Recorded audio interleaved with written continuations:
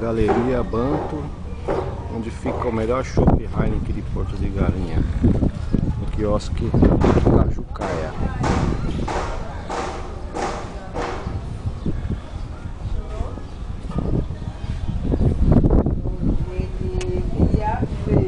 Ainda tá fechado? Não, já tá aberto.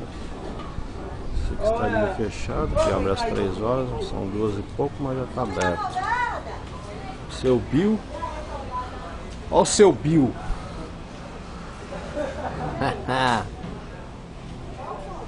Seu Bill. Já tá aberto aí, meu? Tá aberto, tá? Não é só 3 horas? Tem que sair. 2 horas, 2 horas. Folgou, né? Cajucaia, o melhor chopp Heineken da região.